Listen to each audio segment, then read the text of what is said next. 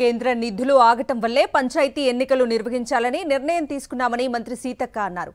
BC నేతలు అర్థం చేసుకోవాలి, రిజర్వేషన్ల కోసం తమ పోరాటం కొనసాగుతుందన్నారు. ఇక సోషల్ మీడియా నుంచి గ్రౌండ్ కు రావాలని కవిత డిమాండ్ చేయడంతోనే హరీష్ రావు బయటకొచ్చాడని సీతక్క విమర్శించారు.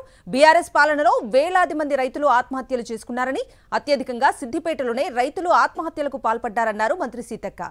నాడు రైతులను పట్టించుకొని బీఆర్ఎస్ నేతలు నేడు మొసలి కన్నీరు కారుస్తున్నారని విమర్శిస్తున్న మంత్రి సీతక్కతో మా ప్రతినిధి రాకేష్ ఫేస్ టు ఫేస్.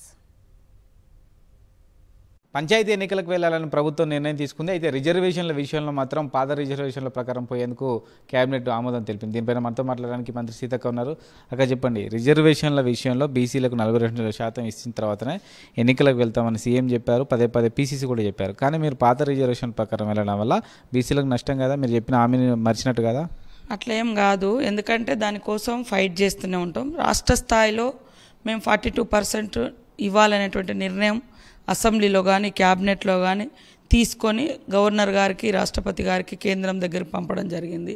గ్రామాలకు రావాల్సినటువంటి డబ్బులు కూడా ఇక భవిష్యత్తులో అంటే మనకి 2 years నుంచి రావాల్సినవి కూడా పెండింగ్ పడి అంటే క్యాన్సిల్ అయ్యేటువంటి రద్దయ్యేటువంటి ప్రమాదం ఉంది. కాబట్టి స్థానిక సంస్థల ఎన్నికలలో మా పార్టీ ఏదైతే మాట ఇచ్చిందో ఆ మాట ప్రకారం పార్టీ పరంగానైనా రిజర్వేషన్స్ ఇచ్చి ముందుకెళ్ళాలి. అదే గ్రామంలో ఒక సర్పంచ్, ఎంపీటీసీ, జెడ్పీటీసీలు వీళ్ళు ప్రజాప్రతినిధులు ఉంటే మనకి ఇంకా గ్రామాలను అభివృద్ధి చేసుకోవడానికి చాలా అవకాశాలు ఉంటాయి. మా ఆలోచనలను కూడా అద్భుతంగా క్షేత్రస్థాయిలో పెట్టి గ్రామాలను డెవలప్ చేయాలనుకుంటున్నాం. రాజకీయ ప్రయోజనాల కోసం కొంతమంది మేము ఏ ఎజెండా అయితే మేమే పట్టుకొచ్చినాం దీని మీద చేయాలి అని.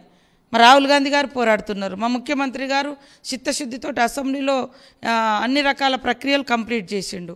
కాబట్టి మనల్ని ఇక్కడ స్టేట్ని కాదు నిందించాల్సింది, ఇది కేవలం పొలిటికల్గా ఒకరినొకరు తిట్టుకున్న మూలంగా ప్రయోజనం లేదు. కేంద్రం చేతిలో ఇప్పుడు బాల్ పోయి కేంద్రం చేతిలో ఉంది. ప్రతిదానికి ఢిల్లీ వెళ్ళే సీఎం రేవంత్ రెడ్డి ప్రతి రైతుల విషయంలో మాత్రం ఎందుకు అలసత్వం వహిస్తున్నారు, దీని మీద ఎందుకు మాట్లాడలేదనే విమర్శ చేస్తారు. ఇప్పుడు వాళ్ళ ఇంట్లో కొట్లాట్లు అవుతున్నాయి. నేననే కవిత ఏమన్నది, నువ్వు బయటకు వచ్చి మాట్లాడన్నది. అందుకనే ప్రజల్లోకి వచ్చినట్టు ఉండాలని ఆయన అక్కడ ఏదో మాట్లాడాలి కాబట్టి వస్తున్నాడు. కాంగ్రెస్ పార్టీ వచ్చిన కాడ నుంచి వాళ్ళు చేయనటువంటి అనేక సంక్షేమ కార్యక్రమాలు, వాళ్ళు పెండింగ్ పెట్టిపోయిన 21,000 కోట్ల రూపాయల రైతు రుణమాఫీ చేసినాము, రైతులకు సన్న వడ్లకు బోనస్ ఇస్తున్నాము, పత్తి కొనుగోలు కూడా చేస్తున్నాం. వాళ్ళంతా రకరకాల తప్పుడు ప్రచారం చేస్తే ఎట్లా ప్రజలు తిప్పికొడతారో కూడా జూబ్లీ ఎన్నికల్లో చేసిర్రు. కొన్ని ఇబ్బందులు అనేది అక్కడక్కడ 1-2 వస్తే దాన్ని మొత్తం భూతద్దంలో పెట్టి చూపించి ఇక ఎక్కడ లేదన్నట్టుగా చేస్తూ ఉన్నారు.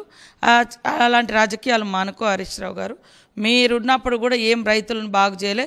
స్వయంగా మీ సిద్దిపేటలోనే అనేక మంది రైతులు ఆత్మహత్యలలో అత్యధికంగా సిద్దిపేటలో వాళ్ళ జిల్లాలో వాళ్ళ గవర్నమెంట్లో కూడా జరిగినాయి. మా ప్రభుత్వంలో ఏదైనా లోపాలు జరిగితే సరి చేసుకుంటాం, కానీ చిన్నది పెద్దగా భూతద్దంలో చేసి చూపించి ఏదో లబ్ధి పొందుతామంటే ఖచ్చితంగా క్షమించారు.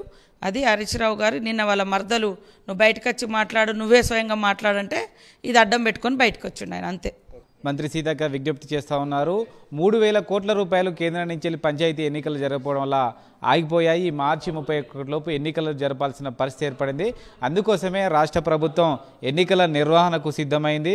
అవసరమైతే భవిష్యత్తులో ఈ పోరాటం కొనసాగుతుంది, అన్ని పార్టీలు కూడా కలిసి రావాలంటూ కూడా మంత్రి సీతక్క కోరుతున్నారు. కెమెరా పర్సన్ నాయుడుతో రాకేష్ రెడ్డి, సాక్షి న్యూస్, హైదరాబాద్.